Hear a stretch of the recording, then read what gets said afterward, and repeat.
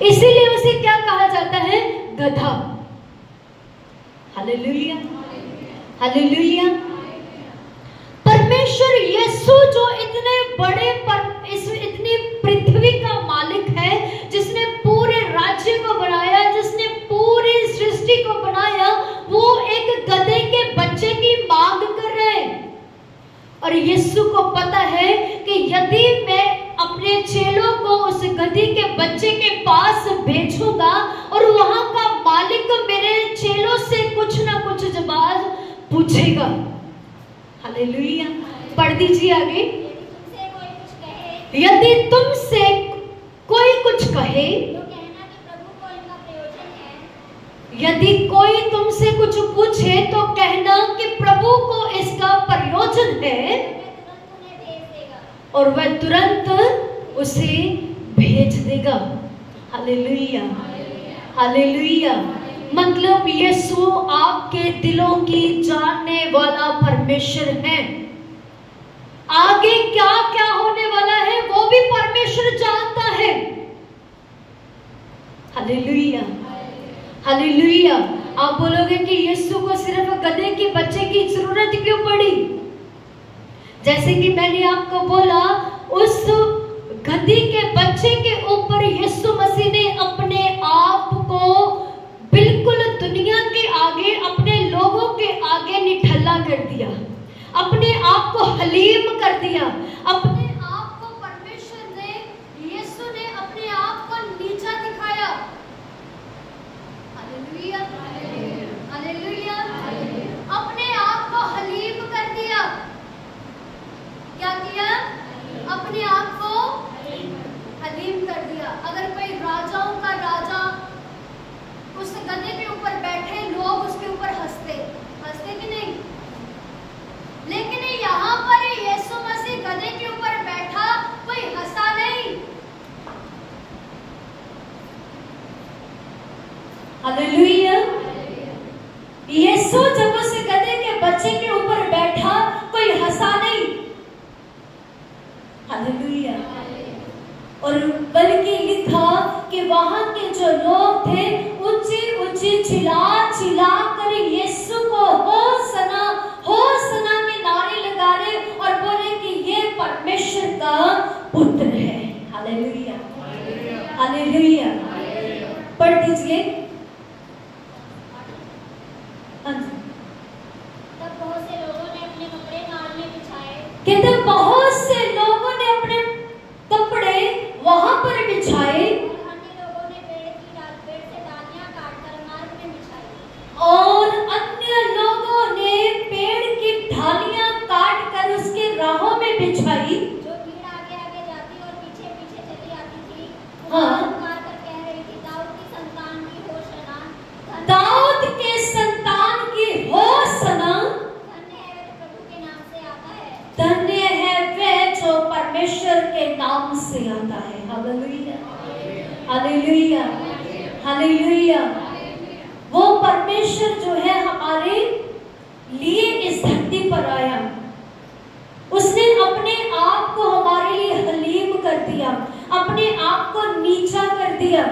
और बाइबल कहती है जो अपने आप को नीचा करेगा वह ऊपर उठाया जाएगा। Hallelujah, hallelujah. जो मेरे लिए अपने आप को छोटा करेगा वह स्वर्ग में बड़ा किया जाएगा। आमीन, हालेलुया, हालेलुया। मेरे प्रियो, उस जगह पर उन्होंने खजूर की ही डालियां क्यों ली? अमरूद के पेड़ की भी डालियां ले सकते थे, सही है ना? नहीं, आम की भी ले सकते थे, केले के पत्ते भी ले सकते थे क्योंकि वो बहुत बड़े बड़े होते हैं, सही है ना? नहीं, लेकिन खजूर ही क्यों लिया? मैं आपको बताना चाहती हूँ, भजन सहायता, मेरे लिए एक बार पढ़ दीजिए। भजन सहायता 92 अध्याय 92 उसका 12 और 13 वचन जल्दी से पढ़ें। धर्मी लोग खजूर के समान फूलेंगे। कहते हैं धर्मी लोग खजूर के समान फूलेंगे और बढ़ेंगे। Hallelujah, hallelujah. यहाँ पर यीशु मसीह बाद में आया नई किताब में, लेकिन उसके लिए पहले ही भविष्यवाणियां हुई, पहले ही खजूर के बारे में वर्णन किया गया, खजूर के बारे में बताया गया। कहता है धर्मी जन खजूर के समान फूलेंगे और बढ़ेंगे। हालेलुया। कौन? धर्मी जन। हम बोलते हैं कि ये खजूर का क्या मतलब है? मेरे प्रिय, जो खजूर है वह बढ़ता है। आमीन। आप कभी देखोगे जब किसी माली ने या किसी ने एक अच्छी तरह से खजूर लगाया होगा, वो सीधा बढ़ता जाता है आसमान की ओर। हालेलुया। उसकी डालियां झुकती नहीं है। यदि कोई तूफान आ जाए वो झुकेगी तो जरूर, लेकिन फिर से परमेश्वर क्या कर देता? उसे खड़ा कर देता है। आमीन, हालेलुया। और लिखा खजूर का पेड़ परमेश्वर जो आसमान की तरफ बढ़ता है। हालेलुया। जब सुलेमान ने मंदिर बनाया, जब सुलेमान ने चर्च बनाया, तो लिखा खजूर की डालियों के साथ उसे अच्छी तरह से डेकोरेट किया। हालेलुया। परमेश्वर ने पहले से ही खजूर का वर्णन बाइबल में किया हुआ है। सुलेमान ने जब मंदिर बनाया, सुलेमान ने जब चर्च को बनाया, तो लिखा कि एक खजूर की डालियों के साथ उसे अच्छी तरह से डेकोरेट किया। यदि आपको विश्वास नहीं है, अपनी बाइबल को पढ़कर देखना सुलेमान के बारे में।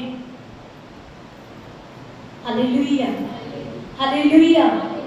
और मेरे प्रियो, जो खजूर है, खजूर का पेड़ एक रेगिस्तान में ज्यादा लगता है। किसको पता है? पता है कि नहीं? रेगिस्तानों में ज्यादा पाया जाता है। वहां पर बादलों से बारिश नहीं होती है, कम मात्रा में बारिश है, लेकिन वहां पर लिखा रेगिस्तान में, अगर आप पढ़ोगे कि रेगिस्तान में ज्यादा मात्रा में बारिश नहीं है, लेकिन फिर भी खजूर का पेड़ हरा और बड़ा रहता है। Hallelujah, hallelujah. और जो खजूर का पेड़ है उसकी जड़ बहुत नीचे तक है, और वो जो जड़ है खुद पानी अपने आप समेटती है। आपकी जड़ कौन है? प्रभु यीशु मसीह। आपकी जड़ कौन है? परमेश्वर। आपकी जड़ जो अच्छी है, मजबूत है, वे आपको आसमान तक लेकर जाएगी। आमीन, हालेलुया, हालेलुया। लेकिन खजूर की जो जड़ है वे खुद पानी पकड़ती है, खुद अपने आप वो बड़ा होता है, उसे किसी भी पानी की जरूरत नहीं है। ऐसे ही आपका परमेश्वर है। जब आप परमेश्वर के कलाम में बने रहते हैं, परमेश्वर के साथ बने रहते हैं, परमेश्वर आपको खजूर के समान आपको आसमान तक उठा लेता है। आमीन, हालेलुया, हालेलुया। और लिखा वो जो खजूर का पेड़ है वह तेजी से नहीं बढ़ता, वो धीरे धीरे बढ़ता है। Hallelujah, hallelujah. खजूर का पेड़ वो एकदम से नहीं बढ़ता कि आप 1 महीने बाद देखोगे वो बहुत बड़ा हो जाएगा। नहीं, वो लिखा कि वो धीरे धीरे बढ़ता है। और मैंने खजूर के बारे में भी एक उसके बारे में पढ़ा, गूगल में सर्च किया कि खजूर की आयु, उसकी उम्र 100 से लेकर 140 वर्ष तक होती है। हालेलुया, 100 से लेकर 140 वर्ष तक होती है। किसकी? खजूर की आयु। क्या आज कोई इंसान 90 से ऊपर जाता है? देखा है आपने? नहीं, लेकिन खजूर जाता है। हालेलुया। लिखा 100 से ज्यादा 140 वर्ष तक खजूर रहता है, उसका पेड़ हरा भरा रहता है। लिखा परमेश्वर आपको खजूर के समान आसमान तक पहुंचाएगा। बोलो आमीन, हालेलुया, हालेलुया। और सबसे बड़ी बात, आपने खजूर का फल खराब हुआ हुआ देखा है? बोलिए हालेलुया। इसीलिए खजूर का दिन मनाया जाता है।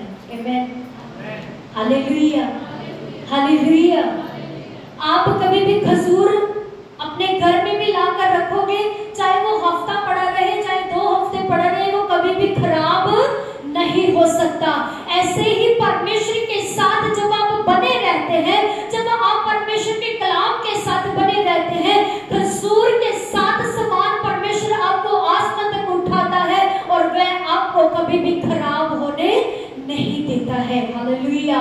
इसीलिए जब यीशु उस जगह पर था और उसने बोला कि हम लोग इसीलिए परमेश्वर की आराधना करते हैं, हम ये जश्न मना रहे हैं कि 1 हफ्ते बाद यीशु मसीह कलवरी क्रूस के ऊपर कुर्बान हो जाएगा और उसका जश्न हम आज मना रहे हैं कि वह हमारे लिए इस धरती पर आया और वह तीसरे दिन मुर्दों में से जी उठेगा और उसका जश्न आज हम मना रहे हैं। Hallelujah, hallelujah. मान लीजिए कोई कनाडा जा रहा है, उसकी पार्टी वह कनाडा जाकर करेगा जो उससे पहले करेगा। बोलिए, बोलिए।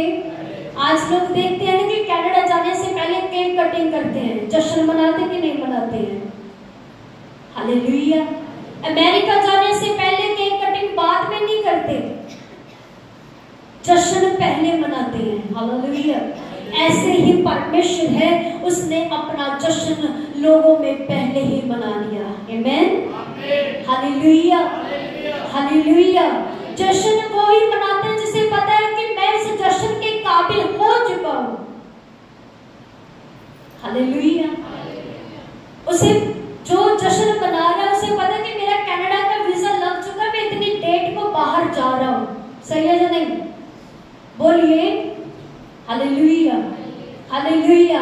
और ऐसे ही प्रभु यीशु मसीह है, उसने अपनी कलवरी क्रूस के ऊपर चढ़ने से पहले, अपनी जीत की जय पाने से पहले जश्न मनाया। आमेन, हालेलुया। और लिखा कि उस जगह पर अपने वहां पर लोगों ने डालियों के साथ, खजूर की डालियों के साथ परमेश्वर की होसना होसना के नारे लाई। आमेन, हालेलुया। पढ़ दीजिए फिर से आगे, आगे पढ़ी। जब उसने यरूशलेम में प्रवेश किया, हाँ, तो सारे नगर में हलचल मच गई। हाँ, और लोग कहने लगे, यह कौन है? हाँ, कहते वहां पर हलचल मच गई और कहने लगे ये कौन है? लोगों ने कहा, यह गलील के नासरत का भविष्यवक्ता यीशु है। लोगों ने कहा ये गलील के नासरत का भविष्यवक्ता यीशु है। हालेलुया। आगे पढ़े। यीशु ने परमेश्वर के मंदिर में जाकर हाँ, उन सबको जो मंदिर में लेन देन कर रहे थे निकाल दिया और सराफों के पीछे और कबूतर बेचने वालों की चौकियां उलट दी। हाँ, और उनसे कहा, लिखा है मेरा घर प्रार्थना का घर कहलाएगा, परंतु तुम उसे डाकुओं की खो बनाते हो। 10 वचन को फिर से पढ़े। तब उसने यरूशलेम में प्रवेश किया, तब उसने यरूशलेम में प्रवेश किया तो सारे नगर तो सारे नगर में हलचल मच गई। में क्या मच गई? हलचल मच गई। और लोग कहने लगे, ये कौन है? Hallelujah, hallelujah. आपके जीवन में भी ऐसी हलचल मचनी चाहिए जब यीशु आपके जीवन में प्रवेश करे। हालेलुया। और लोग आपसे पूछे ऐसा क्या हो गया जो आपके जीवन में हलचल मच गई? आप बोले मेरे जीवन में यीशु ने प्रवेश कर लिया है। आमीन, हालेलुया। आपके जीवन ऐसा जीवन बन जाना चाहिए कि आपके जीवन में भी हलचल मचे और लोग आपको देखकर बोले कि तेरे जीवन में ऐसी हलचल कैसे मची, और बोले आप अपने जुबान से बोले मैंने अपने यीशु को ग्रहण कर लिया है। आमीन, हालेलुया, हालेलुया। इसीलिए आप अपना जीवन परमेश्वर के वचन के साथ लगाएं, और यदि आप अपना परमेश्वर के साथ अपने परमेश्वर के वचन के साथ लगाएंगे, परमेश्वर आपको खजूर के समान बढ़ाता जाएगा। आमीन, हालेलुया, हालेलुया। परमेश्वर कहता मैं आसमान तक तुझे ऊंचा करूंगा। एक उत्पत्ति की किताब में 1 और उसके 2 अध्याय में लिखा कि जब परमेश्वर ने बोला कि आओ और पृथ्वी बनाई, और लिखा कि उसने स्वर्गों को बनाया, स्वर्ग नहीं स्वर्गों को बनाया। Hallelujah, hallelujah. आसमान किससे दर्शाता है? स्वर्ग को। जब कोई व्यक्ति प्रार्थना करता है वो किसकी ओर देखकर प्रार्थना करता है? आसमान की ओर। जो धर्मी व्यक्ति है वे आसमान की ओर देखकर प्रार्थना करते हैं। सही है या नहीं? बोले, आप जब किसी भी चीज में कमजोर होते हैं या आपके जीवन में प्रार्थना की जरूरत है, आप किसकी ओर? आसमान की ओर देखकर प्रार्थना करते हैं। हालेलुया। आप किसी मूर्त के आगे नहीं, किसी लोगों के आगे नहीं, या किसी इंसान के आगे नहीं, बल्कि आप आसमान की ओर देखकर प्रार्थना करते हैं और बोलते हैं हमारा पिता कहाँ पर मौजूद है? स्वर्ग में। आमीन, हालेलुया। खजूर की तरह बने। खजूर कभी ना गिरता है और ना उसकी डालियां कभी भी मुरझाती हैं। Hallelujah, hallelujah, hallelujah. परमेश्वर आप सबको आशीष दे। सब अपनी आंखों को बंद करें। इस जगह पर जितने भी जन हैं सब अपनी आंखों को बंद करें और बोले कि परमेश्वर मेरा जीवन एक खजूर की तरह बने। आई ऊंची आवाज के साथ प्रार्थना करते हुए परमेश्वर के साथ बोले कि परमेश्वर मुझे भी खुदा परमेश्वर एक खजूर की जड़ के जैसा बना, कि वह परमेश्वर अपने आप मेरे परमेश्वर को पढ़े। मेरे खुदा परमेश्वर मुझे ऐसा बना कि मैं तेरे कलाम के साथ बढ़ता जाऊं। मेरे खुदा मैं तुझ में बना रहूं मेरे परमेश्वर। आई ऊंची आवाज के साथ बोले परमेश्वर मैं कभी भी खराब होने वाला फल ना बन सकूं। मेरे जीवन में कोई भी खराब फल ना आ सके मेरे परमेश्वर। मैं कभी भी खराब ना हो सकूं मेरे खुदा परमेश्वर। मैं तेरे कलाम के द्वारा बन सकूं मेरे खुदावन यीशु। धन्यवाद परमेश्वर पवित्र खुदावन, आपका धन्यवाद करते हैं आज के कलाम को आपके पवित्र हाथों में जो आपने दिया मेरे खुदा परमेश्वर। इन लोगों को आपके हाथों में सौंपते हैं मेरे खुदा परमेश्वर। जिन्होंने सुना वे सुनने वाले नहीं बल्कि तेरे कलाम के द्वारा